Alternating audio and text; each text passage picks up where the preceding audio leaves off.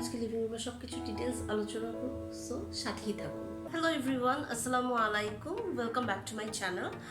I'm Tohfatul Zannat Ipsha, architect and interior designer. If you are new to my channel, please do consider subscribing because here I talk about interior, home design and decor.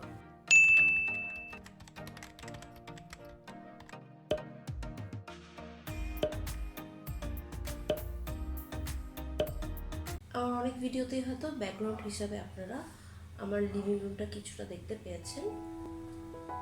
তো অনেকদিন ধরে ভাবছিলাম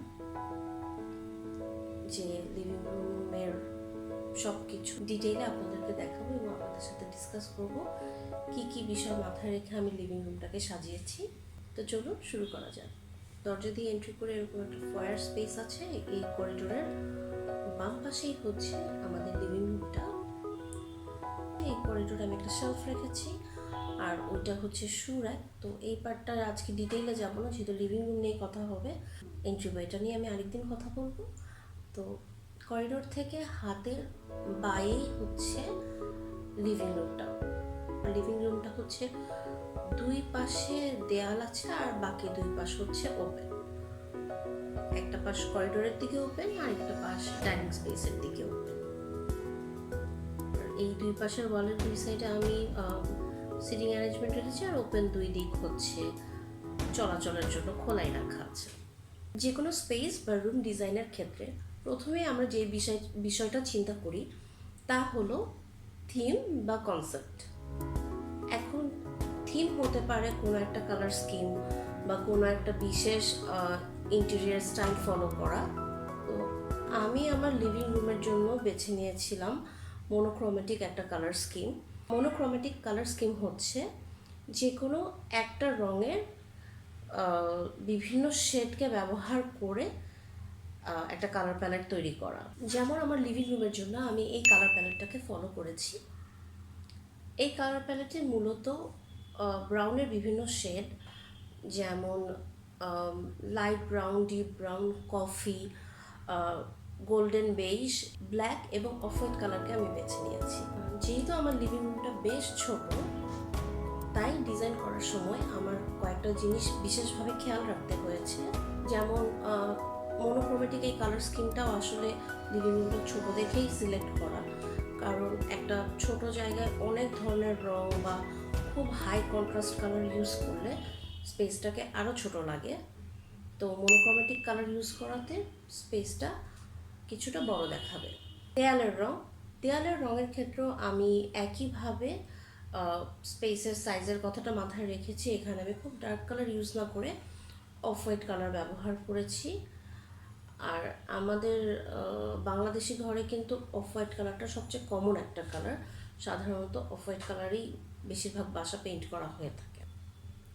furniture, যে কোনো রুমের সবচেয়ে important element হচ্ছে furniture. আর living রুমের সবচেয়ে ইম্পর্ট্যান্ট ফার্নিচার হচ্ছে সোফা। আপনি যখন লিভিং রুমে সময় কাটাবেন অবশ্যই সোফাটাই সবচেয়ে বেশি ব্যবহার করা হবে। যেমন টিভি অনেক লিভিং রুমে অপশনাল, কিছু কিছু লিভিং রুমে টিভি থাকতেও পারে, অনেকে ফ্যামিলি লিভিংয়ে রাখেন, লিভিং রুমে টিভি থাকে না। বাট সিটিং এলিমেন্ট হচ্ছে সব লিভিং রুমের একটা কমন জিনিস। লিভিং রুমে ঢুকে এখানে একটা বড় এল শেপের সোফা আছে আর এই পাশে আছে কিছু সিটার। সোফা সিলেকশনের সময় আমি আসলে আমার স্পেসটাকে বুঝে এল শেপের সোফাই প্রেফার করেছি, কারণ হচ্ছে ছোট লিভিং রুমে আসলে অনেকগুলা সিটিং অ্যারেঞ্জমেন্ট না রেখে যদি একটা বড় সিটিং রাখা যায় তাহলে স্পেস অনেক সেফ হয়। আমি এই সোফাটাকে কাস্টমাইজ করে বানিয়ে নিয়েছিলাম, যেহেতু আমি ইন্টেরিয়র ডিজাইনের পাশাপাশি ফার্নিচারও ডিজাইন করে থাকি। তো এটা আমার স্পেসের জন্য কাস্টমাইজ করে বানানো একটা সোফা। অ্যান্ড এই সোফার সাইজটা এমন যে ডিভানটা চাইলে একটা সিঙ্গেল বেড হিসাবেও ইউজ করা যায়। তো এটাকে বলা যায় যে সোফা কাম বেড। আর আমি সোফাটা 5 বছর আগে বানিয়েছিলাম। তখন এল শেপ সোফা এত সহজে সব জায়গায় পাওয়া যেত না, সব ব্র্যান্ডে এল শেপ সোফা আসেও নি। আমি বেশ কয়েকটা জায়গায় খুঁজে না পেয়েই তখন কাস্টমাইজ করেছিলাম। কিন্তু এখন আপনারা চাইলে রেডিমেডই যে কোনো ফার্নিচারের দোকানে এল শেপ সোফা পাবেন এবং অনেক জায়গায় সাইজ কাস্টমাইজ করার সুযোগ থাকে। আর সোফাটা আমি খুব ডার্ক কালার ইউজ করিনি, আমার থিম যেহেতু ছিল যে গোল্ডেন বেজ, কফি ব্রাউন সব কিছু, তো আমার কাছে আরও অপশন ছিল, কিন্তু আমি সবচেয়ে এই কালার স্কিমের সবচেয়ে লাইট কালারটাই বেছে নিয়েছি। আবার অফ হোয়াইট যদি করতাম তাহলে সোফা হচ্ছে ময়লা হয়ে যাওয়ার চান্স বেশি থাকে, এই জন্য আমি একটা মাঝামাঝি কালার চুজ করেছি, সেটা হচ্ছে গোল্ডেন বেজ। এতে করে স্পেসটা বড় এবং ব্রাইটও লাগছে। সোফা বেশি ডার্ক কালার হলে স্পেসটা আরও ছোট আর অন্ধকার মনে হতো, কিন্তু এই কালারের সোফা ব্যবহার করার কারণে আমার স্পেসটা আরও বড় এবং ব্রাইট মনে হচ্ছে। সেই সাথে আমি কিছু কুশন কন্ট্রাস্ট করেছি সোফাটার সাথেই। বেজ কালারেরই কিছু কুশন ছিল এবং পরে আমি আরও কিছু এক্সট্রা কুশন অ্যাড করেছি, তো সেগুলো আমি আমার থিমের সাথে মিলিয়ে ওভাবেই কিনেছি পরে, যে কফি ব্রাউন কালার এবং টেরাকোটা কালারের একটা থিমে। এবং এই ব্রাউন কুশনটা আমি হোমটেক্স থেকে কিনেছি, আর অরেঞ্জিশ যে একটা টেরাকোটা কালারের যেই কুশনটা বেনারসি ফ্যাব্রিকের, এই কুশনটা আমি ট্রেড ফেয়ার থেকে কিনেছিলাম। আর এই ছোট সিটারের আছে টার্সেল দেওয়াগুলো হচ্ছে দারাজ থেকে নেওয়া, আর অন্য যে কুশনগুলো সেটা আমার একটা ভিডিওতে দেওয়া আছে, একটা পেজ থেকে নিয়েছিলাম, সেটার ডিটেলটাও আমি এখানে লিংক করে দিব ভিডিওর সাথে, তো আপনারা দেখে নিতে পারেন। আর এই সিটারগুলো আসলে আমি আমার ছোট খালার কাছ থেকে পেয়েছি, সে বাসা চেঞ্জ করার সময় এই সিটারগুলো বাদ দিয়ে দিচ্ছিল, তো আমাকে বলেছে তোমার লাগবে নাকি, তো আমি রেখে দিয়েছি। উপরে এক্সট্রা একটা কভার লাগানো আছে যেটা অফ হোয়াইট কালার, এটার সাথে ম্যাচ করেই আমি অফ হোয়াইট কালারের টার্সেলের কুশনগুলো নিয়েছি ব্যাকরেস্ট হিসাবে। তো সব মিলিয়ে এটার সাথে এটা বেশ ভালো লাগে দেখতে। আর আমার ফার্নিচারের মধ্যে ফ্যাব্রিকের পার্টটুকু বাদে সোফা সিটার এগুলো তো গোল্ডেন বেজ অফ হোয়াইট এই কালারের মধ্যে, এছাড়াও উডেন যেই পার্টগুলো আছে ফার্নিচারের, উড ছাড়া তো ফার্নিচার আসলে হয়ই না। ফার্নিচার মানে কিছু ফার্নিচারের লেগস বলেন বা সাইড বলেন, যেটাই হোক কিছুটা উডেন এলিমেন্ট তো চলেই আসে, তো সেটা আমি আসলে ডার্ক ব্রাউন রেখেছি, তো ডার্ক মানে যেটা আমার ওই কালার স্কিমের সাথে মিলে গিয়েছে। এই ফার্নিচারটাও আমি ফ্যামিলি মেম্বারের থেকেই পেয়েছি, এটা আমি পারচেস করিনি। সেন্টার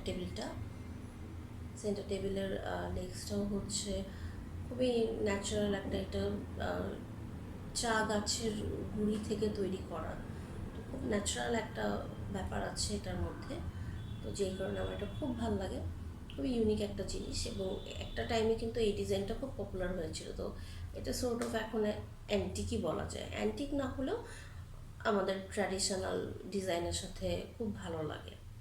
পর্দা পর্দা তো চাইলে আপনারা কাস্টমাইজ করে বানাতেই পারেন, কিন্তু কাস্টমাইজ করতে গেলে পর্দার অনেক খরচ পড়ে যায়, কিন্তু পছন্দ মতো পর্দা তো না পাওয়া গেলে যে কোনো পর্দার দোকান থেকে কাস্টমাইজ করে নেওয়াই ভালো। আমার পর্দাটাও হোমটেক্স থেকে নেওয়া।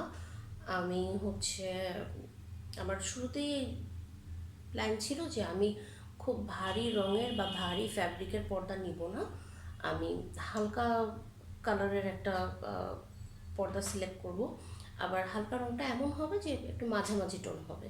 তো সোফার মতো পর্দাটাও আমি গোল্ডেন বেজ ধরনের একটা কালারই চুজ করেছি। এটাও ট্রেড ফেয়ারের সময় হোমটেক্স থেকে নেওয়া, মানে এই জিনিসগুলো আসলে আমার বছর পাঁচেক আগেই নেওয়া ছিল, তো তখন তো আর আমার এই চ্যানেল ছিল না, চ্যানেলটা মাত্র 1 বছর আগে খোলা, তো তখন তার কেনার সময় ভিডিওটা করতে পারিনি। তো এগুলো বেশ আগের, এবং হোমটেক্সে এখনও সিমিলার পর্দা পাওয়া যায়, এবং এই পর্দাটার একটা সুবিধা আছে যে এইটা হচ্ছে দেখতে ডাবল লেয়ার মনে হলো, দুইটা আসলে একসাথেই স্টিচ করা, তো আমার ডাবল স্ট্যান্ড লাগেনি। 2 লেয়ারের এখানে এটা 2টা লেয়ার করা আছে, পিছে সিল্কের একটা লেয়ার, আর তার উপরে হচ্ছে টিস্যু কাপড়ের উপর এমব্রয়ডারি করা একটা লেয়ার, তার উপর আবার টপে একটু ঝিলিমিলি টাইপের একটা লেয়ার আছে, ওটা ছাড়া আমি পাইনি। আমার ওটা অবশ্য ওটা তো ভালোও লাগছে, আমি আবার এত ডেকোরেটিভ আইটেম খুব কম পছন্দ করি, কিন্তু এটার কালার স্কিমটার জন্য মানে জিনিসটা বেশ মানিয়ে গিয়েছে। তো পর্দাটাও হোমটেক্স থেকে নেওয়া, সেম ডিজাইন আপনারা এখন না পেলেও সিমিলার ডিজাইন পাবেন। আর তখন বাণিজ্য মেলা উপলক্ষে অনেক ডিসকাউন্টও ছিল পর্দাটাতে, আমার এক্স্যাক্ট মনে নেই, বাট আমি বাজারের অন্যান্য দোকানের থেকে বেশ কম দামে পর্দাটা পেয়েছিলাম, যেটা হচ্ছে বানালে হয়তো আমার অনেক বেশি খরচ পড়তো। আর এই কার্পেটটাও অনেক আগের কিনা, একই কালার স্কিমের কথা মাথায় রেখেই কিনেছি। তো এইটাও হচ্ছে বাণিজ্য মেলা থেকেই কিনা হয়েছিল। আমার ইচ্ছা ছিল যে শতরঞ্জি কেনার, কিন্তু শতরঞ্জি আসলে সাধারণত একটু কালারফুল হয়, কিন্তু আমার থিমটা যেহেতু একটু মোনোক্রোমেটিক, আমি এই কালার কম্বিনেশনের মধ্যে শতরঞ্জি খুঁজে পাচ্ছিলাম না। আমার একটা ব্ল্যাক শতরঞ্জিও আছে, কিন্তু সেটার মধ্যেও একটু ম্যাজেন্টা রেড আছে, তো সেটাও এই লিভিং রুমের সাথে ভালো লাগছিল না। তো তারপরে আমি অনেক খুঁজে টার্কিশ একটা টার্কিশ একটা কার্পেট শপ পেয়েছিলাম লাস্ট যে বাণিজ্য মেলাটা হয়েছিল। সেখানে অনেক সুন্দর সুন্দর কার্পেট ছিল, খুবই সুন্দর কালার কম্বিনেশন, খুবই হাই কোয়ালিটি। আর আমি আমার কম্বিনেশনে একটা ডিজাইনই পেয়েছি, এবং সবচেয়ে ভালো ব্যাপার হচ্ছে এটার প্যাটার্নটা কিছুটা আমাদের শতরঞ্জির ট্র্যাডিশনাল যে প্যাটার্ন সেটার সাথে কিছুটা মিলে যায়, তো একটা দেশি ভাবও আছে এটার মধ্যে। তো প্লাস টার্কিশ প্যাটার্নগুলো এমনিতেও খুব ভালো লাগে, তো এটা মিলে গিয়েছে সামহাও আমাদের শতরঞ্জির প্যাটার্নের সাথে। বাট সবচেয়ে বড় কথা হচ্ছে যে আমার যে বেজ, গোল্ডেন, কফি, ব্রাউন এই ধরনের কম্বিনেশন, সেই কম্বিনেশনে এই একটা রাগই আমার পছন্দ হয়েছে। আর সাইজ আর একটু বড় চেয়েছিলাম, কিন্তু হচ্ছিল না, তো পরে বাধ্য হয়ে এটাই নিয়েছি। আর এই রাগটার আবার অপোজিট সাইডটাও খুব সুন্দর, ওইটাও লাইট কালার, ওইটাও চাইলে ইউজ করা যায়। আমি যদি ডিপ লাইট দুইটাই এইটাকে দুইভাবেই ব্যবহার করা যায়, উল্টা পাশটাও এই পাশটাও। তো এই জিনিসটা আমার বেশ ভালো লেগেছে এই কার্পেটটার। রুম ডেকোর আইটেম হিসাবে বা ডেকোরেশন শোপিস যেটাই বলি না কেন আমরা, এইটার ক্ষেত্রে আমার সবচেয়ে পছন্দের ডেকোর আইটেম হচ্ছে গাছ। একটা ঘরের লুককে কমপ্লিট করতে গাছের আসলে কোনো বিকল্প নেই।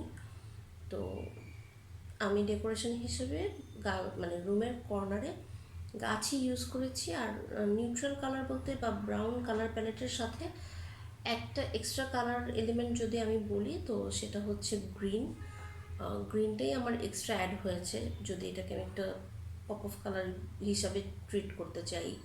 তো গ্রিন বেসিক্যালি কালারও অ্যাড করছে, আবার নিউট্রালও একই সাথে, যেটা চোখে লাগে না, এবং ডেকোর হিসাবে রুমটাকে এটা খুব রিফ্রেশড একটা লুকও দেয়। তো আমি চেষ্টা করেছি ঘরের কর্নারে গাছ রাখতে, কিছু হ্যাঙ্গিং প্ল্যান্টারও রেখেছি। তো এটার কারণে আমার মনে হয়েছে ঘরটা খুবই সজীব এবং সতেজ লাগে। আর এছাড়াও এন্ট্রিতে যে একটা শেলফ আছে, সেই শেলফে টুকটাক কিছু ডেকোর আইটেম আছে, তারও বেশিরভাগই আসলে গাছ। এই হ্যাঙ্গিং প্ল্যান্টারগুলো আমি নিয়েছি হচ্ছে টেরাকোটার, যেগুলো এগুলো হচ্ছে দোয়েল চত্বর থেকে নেওয়া। আর এই যে পাটের যে শিকাটা দেখছেন, এটা হচ্ছে আমি অনলাইনে একটা পেজ থেকে নিয়েছিলাম।